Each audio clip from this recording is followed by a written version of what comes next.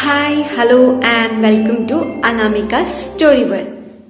ఇవాళ మనం వినబోయే కదా మీరా చాప్టర్ 35. చాప్టర్లోకి వెళ్లే ముందుగా జరిగిన కథ నుంచి ఒక చిన్న రీక్యాప్. గౌతమ్కి యాక్సిడెంట్ జరిగిందని తెలుసుకొని చక్రవర్తి వచ్చి గౌతమ్తో మాట్లాడాడు. గౌతమ్ అడిగిన మొదటి ప్రశ్న, మీరా ఇలా ఉండిపోతే లాభం ఎవరికి అని. సో ఇప్పుడు నెక్స్ట్ ఈ చాప్టర్లోకి వెళ్ళిపోదాం. మీరాని ఎవరైనా పెళ్లి చేసుకోవాలి అనుకుంటున్నారా బావా అని అడిగాడు గౌతమ్. ఈ ప్రశ్నకి జవాబు గౌతమ్కి తెలుసు. అయినా కూడా చక్రవర్తిని మళ్ళీ ఈ ప్రశ్న అడగడానికి కారణం ఆ బంగారాజు కాకుండా ఇంకా వేరే వాళ్ళు ఎవరైనా ఉన్నారా అన్న అనుమానం. ఇంకెవరు ఆ బంగారాజు? ఊర్లో వాడంతట ఎదవ ఎవ్వడూ లేడ్రా అని అన్నాడు చక్రి.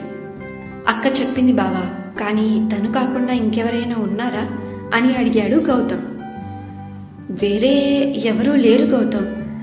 నాన్నగారే ఒక సంబంధం చూశారు, కానీ వాళ్ళకి కట్న కానుకల గురించి ముందే చెప్పేశాం.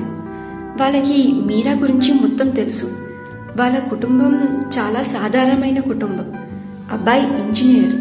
వాళ్ళది పెద్ద కుటుంబం కావడంతో నాన్నగారి మీద ఉన్న గౌరవంతో మీరాని పెళ్లి చేసుకోవడానికి ముందుకు వచ్చారు అని అన్నాడు చక్రి. మీరాని ఈ కండిషన్లో పెళ్లి చేసుకుంటాను అన్నారా అని కొంచెం ఆశ్చర్యంగా అడిగాడు గౌతమ్. ఆశ్చర్యంతో పాటు అనుమానం, అలాగే మీరా ఉన్న కండిషన్ గురించి భయపడ్డాడు. అవును, ముందు నాకు కూడా ఏదో తేడాగా అనిపించింది, కానీ ఫ్యామిలీ మంచిది. నేను చాలా రకాలుగా ఎంక్వైరీ చేశాను అని గౌతమ్ మొహంలో ఉన్న ఆశ్చర్యం చూసి అన్నాడు చక్రి. ఎంక్వైరీలో తెలియని విషయాలు కూడా చాలా ఉంటాయి కదా బావా. ఎంతకైనా మంచిది ఒకసారి మళ్ళీ కనుక్కోండి. ఎందుకంటే ఈ పరిస్థితుల్లో ఒకవేళ మీరా ఎవరో తెలియని వాళ్ళ ఇంటికి వెళ్తే తన పరిస్థితి ఇంకా దారుణంగా అవ్వచ్చు అని అన్నాడు గౌతమ్. అందుకే నీతో మాట్లాడాలని అనుకున్నాను గౌతమ్. ఈ మాట నాకు నేను అనటం లేదు, నాన్నగారు అడిగారు. ఈ ఒక్క నెలలో మీరాని మామూలుగా మార్చడం కుదురుతుందా అని గౌతమ్ ఆలోచనలో పడిపోయాడు. కాదు అని అనకు గౌతమ్, ప్లీజ్. మీరాని అందరిలా మామూలుగా మార్చు. తనని మామూలుగా చేయడానికి మా అందరినీ ఏం చేయమన్నా మేం సిద్ధమే. తన పెళ్లిలోపు తను మామూలుగా మారి తన భర్తని తను యాక్సెప్ట్ చేస్తే చాలు అని అన్నాడు చక్రి. కానీ బావా, ఈ పరిస్థితుల్లో మీరాకి పెళ్లి చేయాలని మీరందరూ ఎందుకు అనుకుంటున్నారో నాకు అర్థం కావట్లేదు అని అన్నాడు గౌతమ్. బాధ్యత గౌతమ్, అలాగే భయం కూడా. మీరా ఎవరో తెలియని వాళ్ళ చేతిలో పడుతుందేమో అని భయం. ఇప్పుడు వచ్చిన సంబంధం పక్క ఊరు నుంచి వచ్చింది. ఒక రకంగా చెప్పాలంటే మా తాతయ్యకి తెలిసిన వాళ్ళు. నాన్నగారు అబ్బాయి వాళ్ళతో మాట్లాడుతున్నారు ఇల్లరికం కోసం. వాళ్ళు కూడా ఆలోచించడానికి కొంత సమయం అడిగారు. నాకు తెలిసినంత వరకు వాళ్ళు ఒప్పుకుంటారు అని అన్నాడు చక్రి. ఇల్లరికమా అని గౌతమ్ అని కొద్దిసేపు ఆలోచించి, మీ ఆలోచన కూడా కరెక్టే బావా. చూద్దాం. ఇప్పుడు అంతా మనం చేసేదానికన్నా మీరా మళ్ళీ మామూలుగా అవ్వాలి అని అనుకుంటుందా లేదా అన్న దాని మీద డిపెండ్ అయి ఉంటుంది.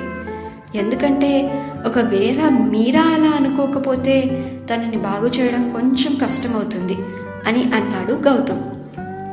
సరే గౌతమ్, నువ్వు ఏం చేయమన్నా మేము అందరం దానికి సిద్ధమే అని అన్నాడు చక్రి. చక్రవర్తి గౌతమ్తో ఇలా మాట్లాడి తన గదిలో నుంచి వెళ్ళిపోతూ మళ్ళీ వెనక్కి తిరిగి, అవును గౌతమ్, అడగడం మర్చిపోయా. యాక్సిడెంట్ చేయడానికి వచ్చిన ఆ ట్రక్ నంబర్ ప్లేట్ చూసావా? చూస్తే చెప్పు. పోలీస్ స్టేషన్లో నాకు తెలిసిన ఓ కానిస్టేబుల్ ఉన్నాడు, తనకి చెప్పి అని చక్రవర్తి అంటూ ఉండగా, లేదు బావా, దీంట్లో మీరెవరూ ఇన్వాల్వ్ అవ్వకండి, నేను చూసుకుంటాను అని బావ మాటలు మధ్యలోనే ఆపి గౌతమ్ చక్రవర్తితో అన్నాడు. సరే, కానీ కొంచెం జాగ్రత్త గౌతమ్ అని అన్నాడు చక్రవర్తి. సరే బావా అని అన్నాడు గౌతమ్. చక్రవర్తి ఆ రూమ్ నుంచి బయటికి వెళ్ళిపోగానే గౌతమ్ బెడ్ మీద కూర్చొని తను తెచ్చుకున్న బుక్స్ ఓపెన్ చేసి మీరాని ఎలా బాగు చేయాలా అన్న విషయం మీద కొత్త కొత్త సైకాలజీ ట్రిక్స్ చదువుతూ ఉన్నాడు. తను చదువుతూ ఉండగా తనకి పట్టీల సౌండ్ వినిపించడంతో డోర్ వంక చూశాడు. అక్కడ మీరా తన గదిలోకి తొంగి చూస్తుంది. మీరా తనని చూడగానే తను వెనక్కి జరిగి గది బయట గుమ్మం పక్కన గోడకి ఆనుకొని దాక్కుంది. మీరా అలా చిన్న పిల్లల్లాగా అలా తొంగి చూసి తను చూడగానే దాక్కోవడం చూసి గౌతమ్ పెదాలపై చిన్న చిరునవ్వు వచ్చేసింది. బయట దాక్కుంది చాలే కానీ రా లోపలికి అని అన్నాడు గౌతమ్. కానీ మీరా ఏం సమాధానం ఇవ్వలేదు. నిన్నే మీరా లోపలికి రా అని అన్నాడు గౌతమ్. మీరా మళ్ళీ తొంగి చూసి గౌతమ్ తన చేత్తో లోపలికి రమ్మని సైగ చేసడంతో తను మెల్లిమెల్లిగా పిల్లి నడకలు నడుస్తూ గౌతమ్ ముందు వచ్చి నిలబడింది. ఏంటి మేడం అలా తొంగి తొంగి ఎందుకు చూస్తున్నావు అని ప్రశ్నించాడు గౌతమ్. మేడం అంటే అని అడిగింది మీరా. చెప్తాలే కానీ అలా తొంగి ఎందుకు చూస్తున్నావు అది చెప్పు అని అడిగాడు గౌతమ్. ఏమి లేదబ్బాయి, మరేమో అమ్మ నీకు ఇవిచ్చి రమ్మంది సున్నుండలు అని అంది మీరా. అబ్బాయా? నా పేరు గౌతమ్ మీరా, అబ్బాయి కాదు అని అన్నాడు గౌతమ్. అది నాకు తెలుసు నీ పేరు గౌతమ్ అని, కానీ నిన్ను పేరు పెట్టి పిలవాలని లేదు అని అంది మీరా. అలా అని గౌతమ్ అని కాకుండా అబ్బాయి అని పిలుస్తావా ఏంటి అని అడిగాడు గౌతమ్. హా అని అంది మీరా. ఏంటి హా మీరా? తను నా తమ్ముడు, అంటే నీకు బావ అవుతాడు. నీకు గౌతమ్ అని పేరు పెట్టి పిలవడం ఇష్టం లేకపోతే బావా అని పిలువు అని అంటూ లోపలికి వచ్చింది వైదేహి. లేదు, నేను అబ్బాయి అని పిలుస్తాను అని అంది మీరా.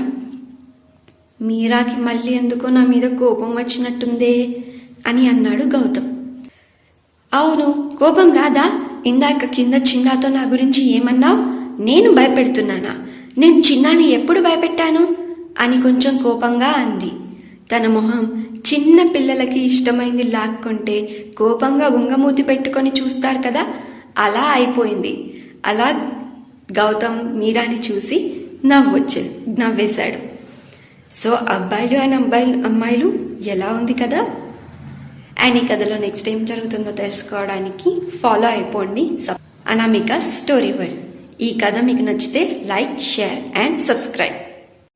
Thank you for listening. Bye bye.